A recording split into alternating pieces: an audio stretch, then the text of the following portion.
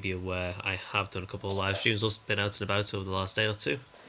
And the thing that I kept coming back to is the fact there's no real guide or tutorial as such to the actual game and what things do. So I thought it was a good idea to have a quick chat and basically explain it a little bit. So obviously the most clear thing is you have to walk around to play this game. You can play it at home, but you won't get very far. As you can see, I'm currently at home and there's one Pokemon nearby, and that's quite a distance, and that's Caterpie. So the first thing I'll show you is the bottom right hand corner of the screen there. You can see the little white bar. When I press that, it comes up with a Pokemon which are nearby. So as you can see, there's only one Pokemon nearby at the moment, which is Caterpie. The 3 little prints you see at the bottom is based on the distance. So what you have to do is you have to walk around, and 3 is the highest and none is the lowest. Basically you walk around and you wait to see that drop down, and that means you're getting close to that particular Pokemon. So if there's a particular Pokemon you're after, it's 3 steps away, you have to start walking. You can use some things like the incense and the lure modules. Lure modules you have to use at the Pokestops, but I'll go into that later. If you see them in the full colour and full detail, that means you have actually came across that Pokemon before. If it's just the grey outline of a Pokemon, it means that you have not seen it yet or captured it. To know whether you've captured a Pokemon, you can either check your Pokedex or the actual Pokemon, or obviously if you remember you've caught it, then great. However, when you go into battle, when you first press on the Pokemon, you'll see at the left hand side of the name a little Pokeball if you have caught it. So that's a nice little tip as well. So if you're only trying to catch them all, then don't waste Pokeballs on them unless you plan on training them up and upgrading them. So that's the nearby feature. Bottom left hand corner, you can see it's got your username, it's got your icon and your level as well. So you can see I'm level 8, but I'm halfway through level 8. You click on that and it brings up this menu, so it gives you a better look at your actual avatar, which you can spin around, exactly how many XP points you're after, also which team you're on. So there's blue, yellow and red, and you get to choose that once you hit level 5. It's mainly for the gyms. I don't think there's any benefit to choosing a particular colour. I personally chose red due to my football team. That's literally all that was in it. So that's that. You've also got your coins at the bottom left hand corner. Now you can either buy these using real money, so your microtransactions, or you can earn them by actually putting your Pokemon into gyms. By putting a Pokemon into a gym, you can't use it for anything else whilst it's in that gym, and I'm not quite sure how it works out yet. I put 2 in a gym in Wrexham yesterday and ended up with 100 coins. I bought 2 in some gyms in Chester today and only got 20 coins. So it could be random, there could be genuine reason behind it, I don't know unfortunately. If you scroll down the page, you do actually have medals. So these are kind of like your achievements, your trophies, whatever you want to call them really. So it's a good little guide to exactly what's what. So you got jogger, which is how many distance you're walking. Now it is based in kilometres, and I'm not sure whether that's to do with the fact that it's not the full UK launch, but we'll find that out once it finally does launch in the UK. You've got how many Pokemon you've seen, how many Pokemon you've caught. The likes of scientist is how many Pokemon you've evolved. Breeder, how many eggs you've hatched. So and all the others are mainly about the type of Pokemon you've caught as well.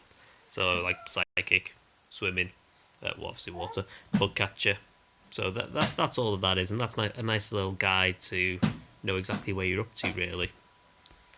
So that's that part. So you can move around the map just by dragging left or right, and if you see in the distance over there, you'll see a little blue marker. Now these are called Pokestops. Now Pokestops are where you have to go to get things like your Pokeballs, potions. They are random. What you do is when you have to be quite close to these. I find you have to be practically standing next to them to be able to hit this. So if you're struggling to find it, really get close to it. It does tell you where it is. So this one near me is the Kygurley Castle information board, which is up at the very top of the hill around here with the old castle. And to get it, I have to go up that hill to the castle, which is probably about a 10-minute walk, steep walk, but it's worth it. Once you're there, you spin, the middle part, and that there will then drop your items. Now it's completely random what you get. You practically always get Pokeballs, because obviously that's part of the main part of the game really. So you'll find them scattered everywhere, mainly historical things, so anything with a bit of history behind it. However, I have seen some which are just places, so no, it is what it is. I found one in McDonald's in Chester, which is like a little Roman statue. I don't think there's any historic reference to it other than Chester being a Roman city. So why that's there, I don't know, but it is. So that's that. The other places, which you can't see from here because I'm a little bit too far away, is the Pokemon gyms. Now, Pokemon gyms, they are grey if they've got no one on it. And then if they're captured by someone, they will be that team. So if it's Team Yellow, for example, because I'm Team Red, I would have to battle the Pokemon which are there. They can have up to 3 Pokemon. They have to be 3 different trainers, but 3 trainers with a single Pokemon each. And whichever is the highest is one that is displayed on the top of the symbol, if you would. You have to battle all 3 to clear it. You then have to attach a Pokemon to that gym to capture it for yourself, and that is how you learn your Stardust and your coins as well. If you come to it and it's the same colour as your team, so if it's red in my case, you can, if there's not 3 Pokemon already, you can attach a Pokemon to that to give it a bit more reinforcements. So obviously the more Pokemon that are there, the more difficult it is to actually take it off people. But when you visit it, you do get 6 Pokemon to use to beat the 3 Pokemon that they've left. So, you know, I don't think there's any sure way of really keeping hold of one as such. So that's the information on the Pokestops and stuff like that. Now, when wild Pokemon appear, Caterpie's not getting any closer, unfortunately, so I don't think I'll be able to show you a capture today. But they'll appear around you. Now, the phone will vibrate, or you'll have a sound depending on your settings. And all you have to do, you'll see the Pokemon appear. You just click on the Pokemon, and it'll go into a battle scene. You don't have to battle it. You don't have to use any Pokemon or anything like that. All you do is chuck the Pokeball at it. Now, there is a little green circle, which decreases before re-expanding again. I've seen a lot of conflict reports saying there's more of a catch rate when they're small, or there's more of a catch rate when it's larger. I can honestly say I've not seen a difference. So, yeah, I'll figure that out, and again, I'll do another video and let you know about that. But as it stands, there's no real way as such. You can spin the ball, so if you just do circular motions with the ball, you'll see it spinning. But when you throw it when it's spinning, you will put curve on it. So if you're spinning it to the left, chuck it to the left, and you'll see it curve round. Very satisfying when it hits. I don't think it makes a difference. I've not seen any additional XP. I've not seen it make it catches easier, but it's a cool feature either way. Once you get to level 8, you'll get some berries as well and fruits which you can use to give the wild Pokemon, and that will increase your chances. So the only way definitely of increasing your chances of catching a Pokemon is by giving it the fruit first before you chuck the Pokeball. But again, so far that's only level 8 upwards. Whether there's going to be more as you go up the levels, time will tell. So the little Pokeball at the bottom here, this is your menu. Oh, sorry, just another thing as well to remember. The circle you see going around me, things like the Pokestops and that have to be in that area for you to select them. So if it's not in that circle, you won't be able to use it. So Caterpie's still no closer, unfortunately. So we'll go to the Pokeball, and this is your menu. So top one, Pokedex. Pretty self-explanatory if you're a Pokemon fan. For those who are not Pokemon fans, the Pokedex is basically where it stores all the Pokemon information, the ones you've seen and what you've caught. So on mine, I've currently caught 34 and seen 36. So the ones I've caught are all in colour. The ones I've seen are still outlined. So as you can see there, under 50 and 25, you got Raticate, and I've not caught him, and that's why he's still greyed out. All the other Pokemon you can see, I have caught. And this goes all the way. Now, I'm not sure whether it goes to 150 or not, because obviously still early days and no one knows whether they've actually caught Mewtwo or even Mew. I personally feel that they'll probably end up being a special event where you have to go to actually catch them, which I hope they're not, because not everyone can travel. But again, that's another one. It's still early doors. Everyone's still learning. So that's your Pokedex. Your shop, that's basically where you can buy stuff. It's using real coins, in-game coins, which you can either earn or buy. Doesn't seem to want to load. It does seem to struggle when it's got the YouTube gaming app running in front of it as well, unfortunately. But if you're not streaming, don't really have anything to worry about. So as you can see there, I've currently got 330 coins.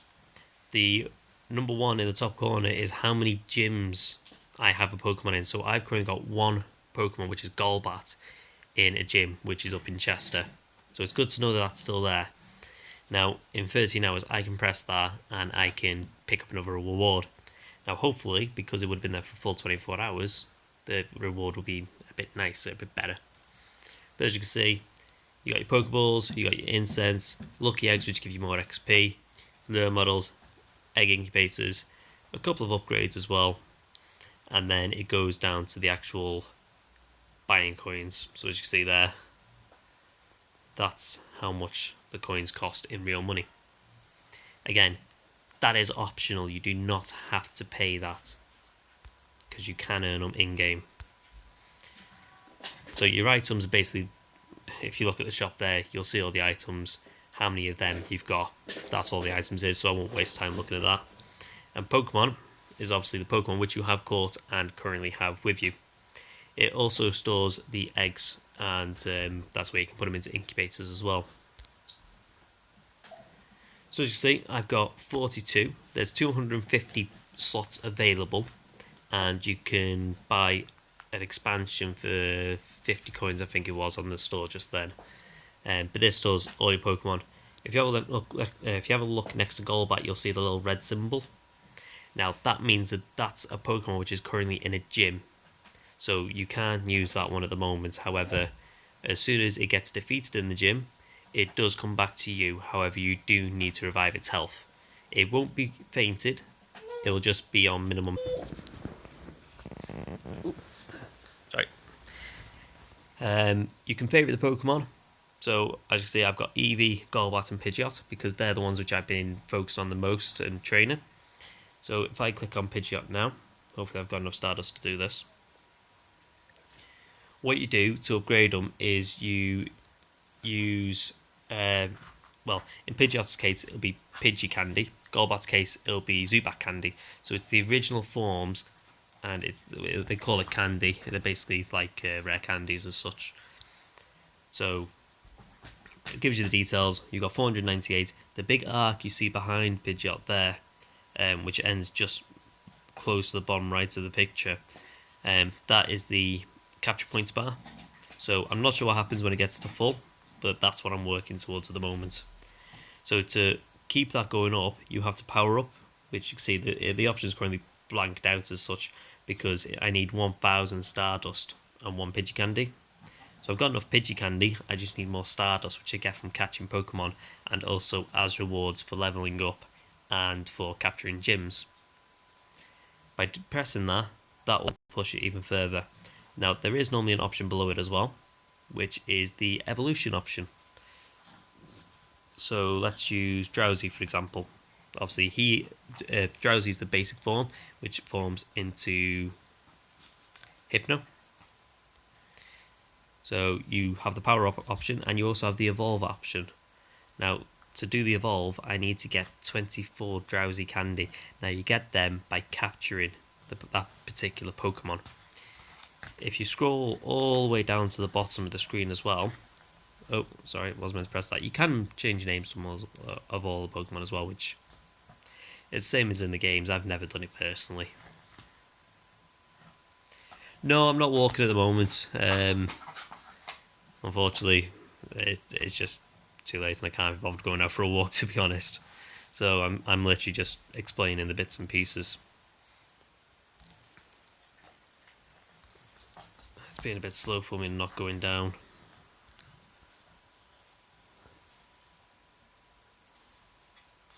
But basically, once you go down to the bottom of that page, you'll see a transfer option underneath the map. You press that, you transfer it to the professor, and you will get that particular candy as well. So what I've been doing is catching Pidgeys, transferring them to use the candy on Pidgeot to rank Pidgeot up, basically. Other than that, you've got your capture points, your sort here. So I've got mine sorted by combat power. You can sort it by recent, favourite, number, hit points, or its name. It's completely up to yourself. And then if you slide across to the right, you'll see eggs. So I've currently got 9 eggs. Goes across, there you go. So 2 are currently being incubated. So one's got 1.6 kilometers out of 2, and the other one's 1.5 out of 2. And basically that goes up as you walk. Once they hatch, you'll get it'll just appear on your screen of the Pokemon hatching. I've got a Paris out of it, whereas my partner Jodie, she got Machoke. I forget. So it's completely random what Pokemon you get. I don't know what the distance will make a difference, whether you get a better Pokemon for 5 kilometers. I did 5 kilometers, I got Paris, which isn't great, to be honest. Well, I don't think it's great anyway. You might. So, other than that, that is pretty much all the basics. You do have the option of using the AR mode whilst capturing Pokemon, or you have the option to just have the camera off, which is my preferred option because I think it saves a bit more power. And if you heard that vibration, that means a Pokemon's nearby. So there's a Weedle. So you click on the Pokemon, and my camera's on. If I turn that off, that makes it a bit better. So all you do, you can spin the ball, or you can just hold it and flick it. The green circle, really don't think it makes a difference. But just show you the spin, you put the spin on there, and once it stops attacking, you can then chuck it. So as you've seen there, it curves around when you spin it. Does make a difference how you capture it. You're a bit of a pain, aren't you?